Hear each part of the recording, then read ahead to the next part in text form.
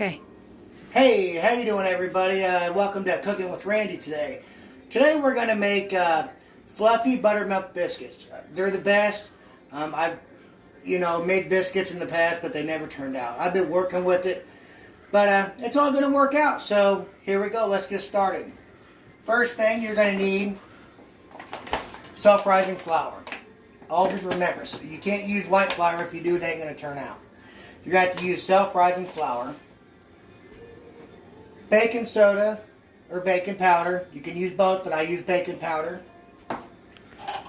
And then you're going to need 1 teaspoon, but I do 1.5 teaspoon of baking powder and then 1 teaspoon of salt. It's on how you want it to taste, but when you do that, you're going to want to add some sugar to it too, to get some sweetness to it. So let's get started. First, I cut my butter up. You're going to need a block of butter. Okay? So, I already did all that. I already added all that in. Okay? Now, I'm going to go get my buttermilk and get it out and get it going. Oh, Sissy's up.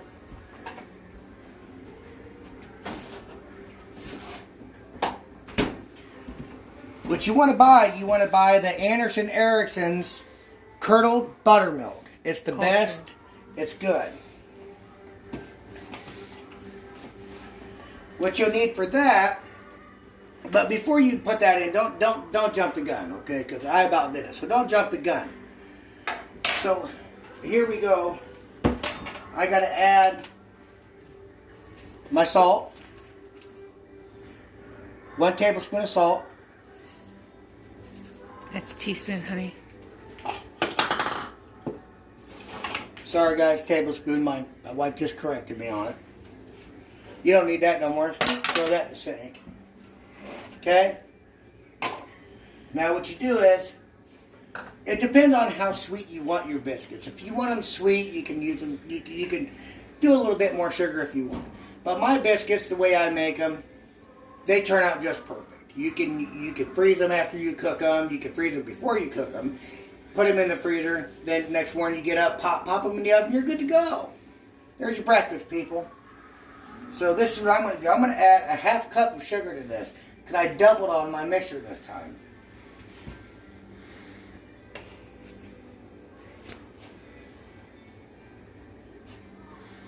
You don't want to go too much with it. There you go. There's your 1/2 cup sugar. Okay? And you know I messed up, guys. I really did. Because I needed this spoon. We'll just shake it off just a little bit and we'll get going. Okay, guys? Alright.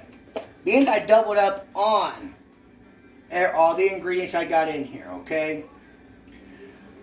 I'm going to put 1.5 teaspoon of baking powder in my biscuits here. 1. If you ain't got a small one that's a 1/2, hey, you know what? Eyeball it. I do. Bam. It works. Okay. So this is the next thing we do. Close that up just for a second here. We're going to take a fork. You can use a fork. You can use a pastry handle. What a pastry handle is, it's a handle, and it looks almost like a mashed potato, masher, but it's not. It's for pastries, and you just smash it up however you want it.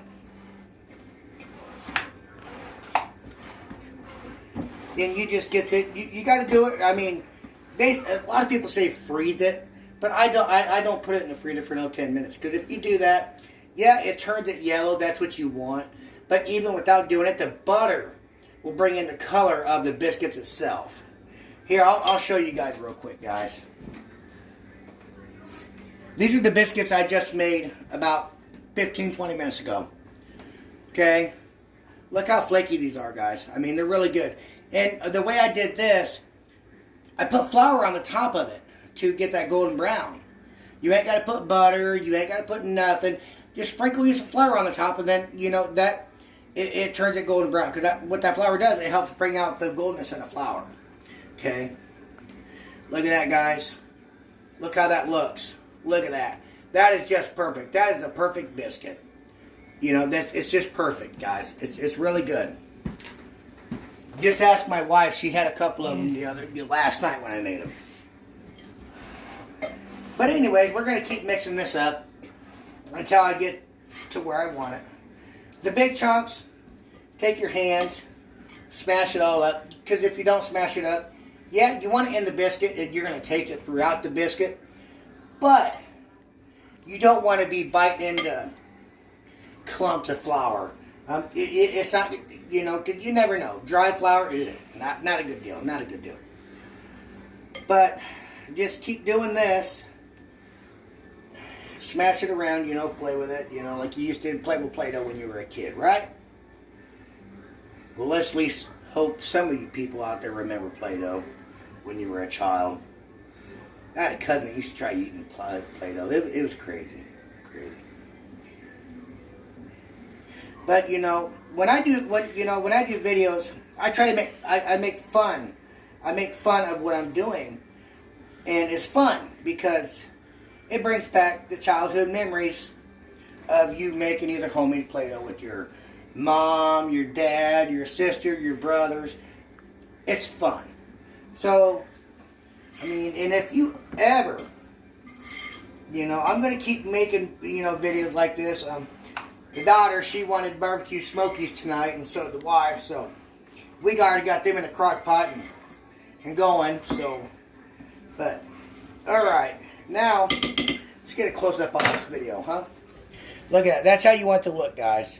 You don't want it to be too chunky or anything like that, okay? A lot of people say, you know, put it through a sifter. No, you don't need a darn old sifter. Nah. A fork, a pastry deal will work. You know, a whisk, it'll work. You know, you don't need a pastry pusher. You don't. Because I just did it with a fork. And look, guys. It's great. Now, before I put my buttermilk in here, I put a well in here. You got to have a well in there to put your buttermilk. You don't want to just dump it right on top because it will clump up. And when it does, it's going to play heck to get out of there. So, okay. But first, preheat your, depending what you know, how your oven is. If your oven's gas, set it at about 350 or 375. If it's electric, set it about 450, 475. I set mine about 475. That's where I set it at.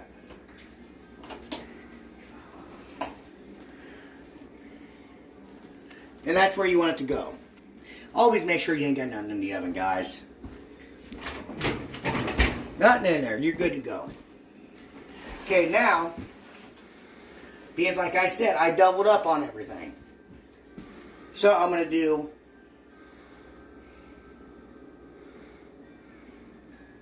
one,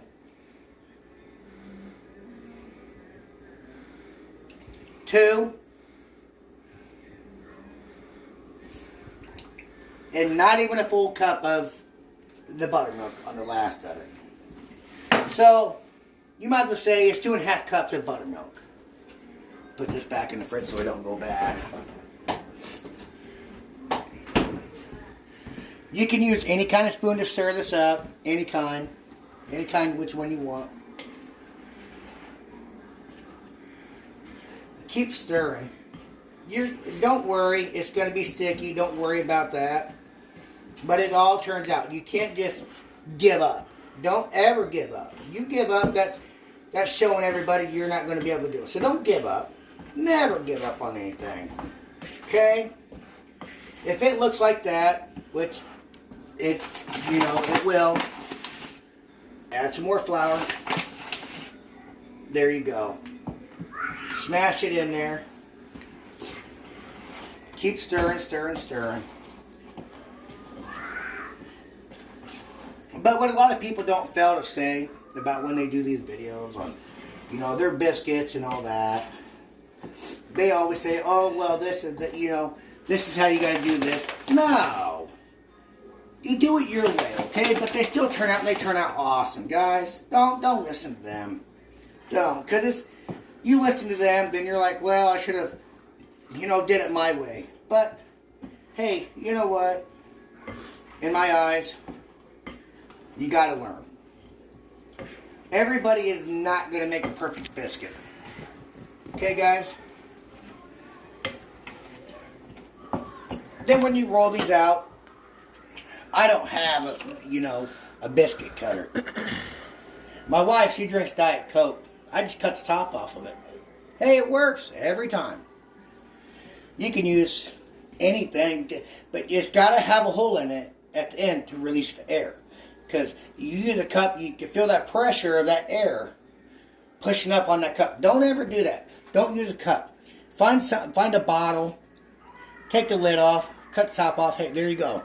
You ain't got to go pay $10, $15 for your cutters. Now me, I got to add a little bit more flour, okay? But just keep stirring. And then once you know it's good, you may feel it wet in there a little bit. Get in there, push in, push down. Knead it. Do what you got to do. Okay? Yeah, it's still sticky a little bit, so this is what we'll do. We'll add more in here. Knead the flour in. Because it's going to turn out in the end, guys. Don't worry. It's going to turn out. Okay? So, next, what you do is put a little bit of flour down. Just like that. Okay, guys? Spread it out. You get a little bit on the floor. Oh, well. Hey, it happens, right? You take and you knead that flour through the whole darned old thing here. Okay? See, when I was a kid, my mom used to do a lot of baking. Point that up towards here, honey. But my mom used to do a lot of baking. And I tell you, she was the best woman that could make any, especially her peanut butter cookies. Now, I'll make those for you guys sometime. The peanut butter cookies. But what you do is you need that flour in. Let me get my oven mitt out of the way, because that ain't good to have that in the way.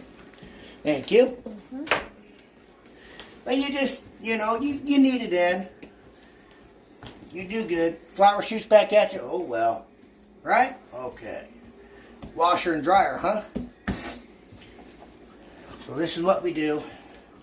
Keep kneading it in. You can use a rolling pin. I do sometimes. Well, all the time. Don't let me lie, guys. Okay. Get this out of your way. Grab your rolling pin here. Grab your excess flour right here. Put it on top of that. Okay, guys? I made a double batch of these. Like I said, and it gets on the floor, hey, it cleans up. Fold it over, and you do this about 6 times. You got to keep count. Okay, guys. Go this way. But always remember, never roll your layers too thin. Because you end up rolling your layers too thin, you ain't going to have your layers that you want. See how that's sticking there just a little bit, guys? Boom. There you go. Thank God for flour, right, people? Okay. That was number 3. This is number 4. Bring your flour this way. I just tore my dough, but that's okay. It'll roll back. Pat it out. What you do is, and then you roll out. If it does that, just tear that off. Hey, you can make another biscuit out of that. Okay? Then you just flip it back over. Grab this, roll it here, so that way that'll stay. Okay? Then with that, like that, you just take and you boom like that. Okay, guys? That was number 5, by the way. Keep rolling out. Turn it.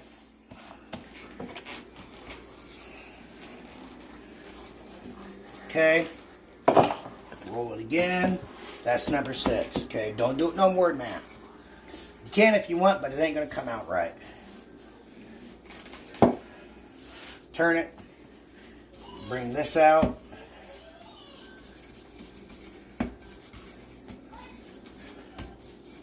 Daughter's awake. You take this. Put a little bit of flour there. Kind of stir it around. Okay, guys.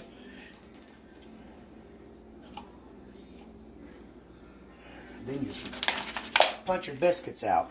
See that? That's how they're going to turn out, guys. That's how you want them to turn out. Same again. Look at that, guys. Them are your layers.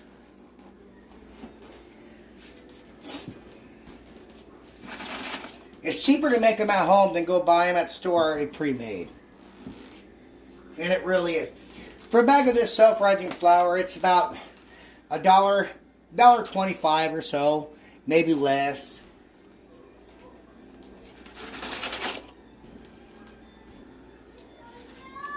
But you make them, and then Mom always had a saying,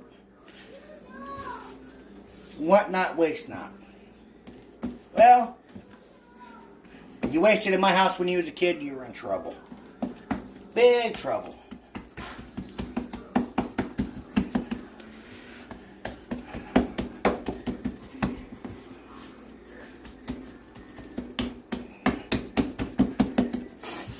Okay, I'm trying to make this quick because my wife's got to go to work today, and I don't have the high fancy schmancy equipment that everybody else has.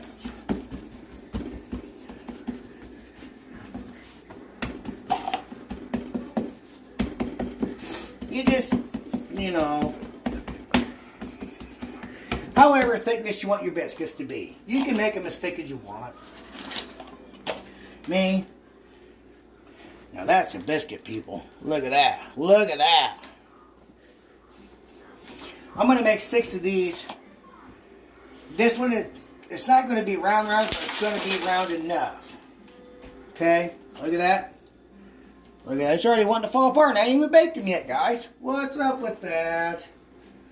Okay, now I'm going to put these in the oven. After, take just a pinch of flour, guys. Pinch. Rub them on the top of your biscuits, okay? Put these in 12 to 15 minutes, no longer. But guys, this is what your biscuits are going to turn out to be right here. They're really good. Hey, if they get big like that, so be it, you know. They're still edible, but that's what your biscuits are going to turn out to be. You know, so hey, give it a shot, guys. Thank you for watching Cooking with Randy.